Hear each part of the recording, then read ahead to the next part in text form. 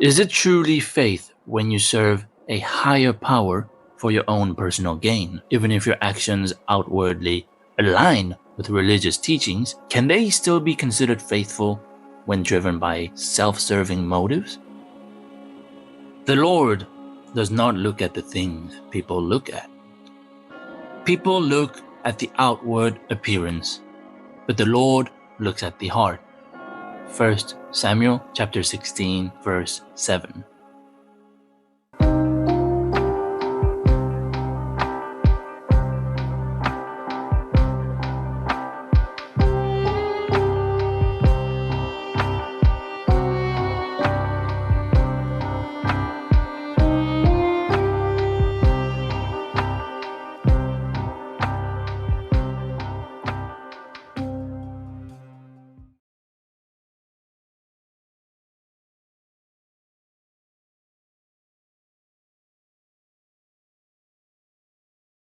In No Rest for the Wicked, one character's faith walks this very fine line. Madrigal Seline. She presents herself as a loyal servant of the church, but the deeper you look, the more personal her true motives become. While nothing is officially confirmed in-game, these are interpretations backed by in-game content and historical facts that correlate with the game's narrative. We're first introduced to the Madrigal in a cutscene at the now deceased King Harold's funeral. Three major characters attend: the Madrigal, the king's heir Magnus, and Lord Bowers, the master of trades. The scene immediately reveals Madrigal Seline's subtle control over the young king. Notice her first intervention when she suddenly interrupts Lord Bowers. He was a great man and a good friend. I will mourn him. We will all mourn him. Your father's soul is at rest now, King Magnus. The people look to you for strength. This line implies she has already established herself as the young king's advisor, even though his father has just passed away. Magnus clearly doesn't object to her acting as his advisor, suggesting their relationship was forming long before the king's death. This pre-existing relationship becomes even more chilling when we consider that later in the game, we learn from Lord Bowers himself that King Magnus actually poisoned his father to take over the throne. This discovery further reinforces the depth of Madrigal's influence, but we'll delve deeper into the specifics of the poisoning revelation shortly. Next, watch as King Magnus openly disrespects his father, declaring he'll do what his father was too weak to do. Lord Bowers tries to console him, but Magnus is clearly having none of it. This sickness I cannot allow to spread. My father has been weak for many years. I will begin my reign doing what he could not. My king, you are grieving. I must recommend against any It's already done. Then, the Madrigal approaches him, holds his arm, and walks with him. This gesture alone sends many messages. First, let's dissect what she says. Tomorrow, Madrigal Seline and her Inquisition will set sail for Sakura. I promise we will cleanse the island of this wickedness. Our new king's faith in the church is well placed. Our king's faith was never in question. Ellsworth is a strong ruler, Your Grace. Sakura will recover. No. Sakura will be reborn. Now, this line feels like a calculated jab at King Harold, implying he lacked the same devotion to the church as Magnus. Now consider the gesture itself. Madrigal Seline, despite her high power within the church, is not of royal blood. She actually comes from a peasant background, having grown up in the stables. Although she now wields extreme influence, she remains non-royalty and a woman. Historically, even queens had to be careful with their physical interactions with the king, as such gestures could send unintended messages to the people. Walking side by side while holding a king's arm could imply personal intimacy, equality, or significant influence and control. In the Madrigal's case, it's possible it's all of the above, but I digress. To truly grasp the gravity of this gesture, we can look to the real-world historical and literary precedents.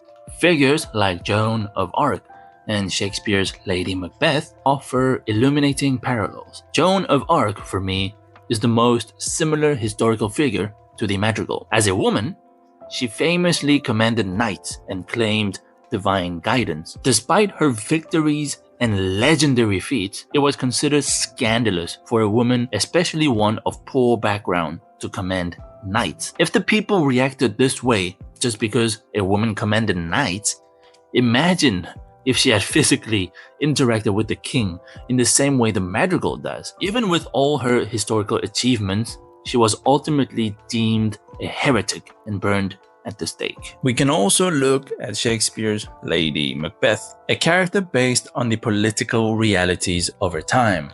In short, she represented the idea of a woman walking alongside or touching a king as a metaphor for manipulation behind the throne. While metaphorical, the important takeaway is that it was a significant act for a woman to physically interact with the king in such an intimate manner. The way Madrigal Seline holds Magnus so closely reinforces the idea that they had time to establish this relationship, whatever its nature, before the king's passing. It would have taken time for her to establish herself to the new king in this way, and the fact that they did this before King Harold's death and acted so swiftly strongly suggests that the Madrigal is indeed manipulating the king. But if that's not enough, I have one more interaction from the game that will further solidify this point. Now, let's circle back to the king's poisoning that Lord Bowers alluded to earlier. We learn this crucial detail from Lord Bowers, obviously, who reveals to the now dead king's brother, Ellsworth, and Winnick, Ellsworth's trusted right-hand man. Winnick, who practically watched all the royal children grow up, has a fascinating reaction to Bowers' revelation. He exclaims, "It's hard to believe," hilariously saying that Magnus needed help wiping his shit up to the age of 9. King Magnus needed his arse wiped until he was 9.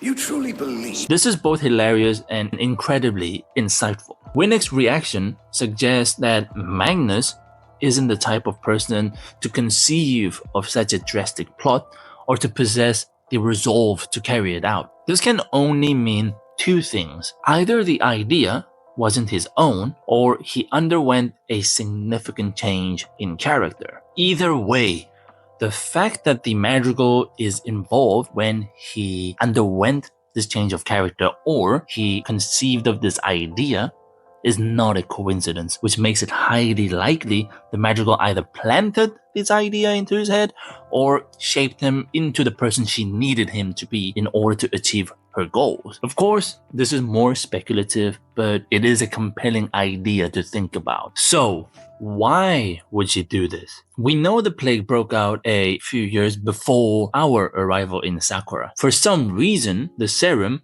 us, arrived way too late, and King Harold did nothing to stop the plague, at least from what we know.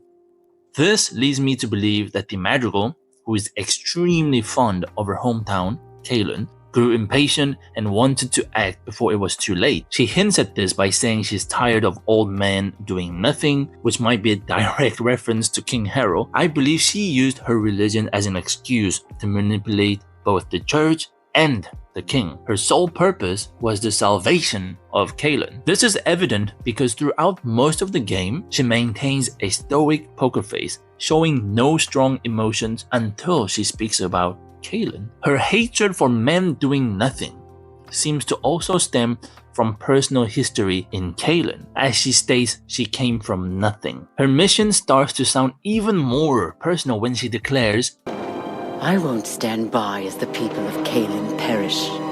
Her ego shows once more when she says she considers herself to be the first of her kind, implying she is special, chosen by her god because she found her faith not through birth but through poverty and pain. After the breach, monsters pour out, and when we confront the Madrigal after our battle with these monsters, she is once again emotional, this time showing different emotions in despair, and wrath. Deep inside, she knew Kalen was beyond saving, but she pushed forward. Perhaps because her ego led her to believe she was somehow special and could somehow save Kalen nonetheless. She was clearly deluded by her own hubris. Finally, she shows wrath by threatening us with her inquisitors, telling us to leave or she'll have us killed. There was a moment, this brief moment when I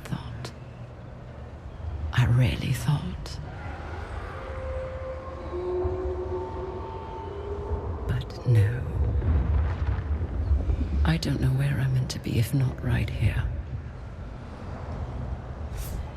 Leave me, Serum, before my keepers send you to the next life. This builds a solid argument that she did all of this for the salvation of Kalen, even though she knew the real reasons why the old man did nothing. I believe that she simply could not accept it because she believed her background gave her a unique insight into nothing. Alas, she was tragically wrong.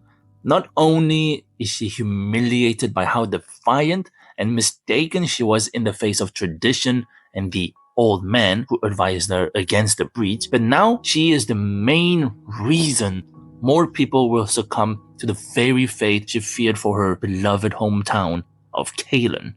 She's gonna have to live with this guilt. Perhaps this is another way the plague can spread, indirectly through fear. Perhaps her heart was truly devoted to her religion, but when the plague erupted, her heart was corrupted by the fear of her hometown being ravaged. Perhaps this fear led her to defy her own god, and perhaps this is her punishment, the crushing weight of guilt and humiliation. Madrigal Seline's downfall serves as a powerful cautionary tale, not just for the world of no rest for the wicked, but for our own. Her story isn't simply about a manipulative priestess. It's a profound exploration of power, desperation, and the dangerous line between devotion and delusion. We've seen how historical figures like Joan of Arc and Lady Macbeth faced similar perceptions of female influence and ambition. The game masterfully uses these timeless struggles to craft a narrative that,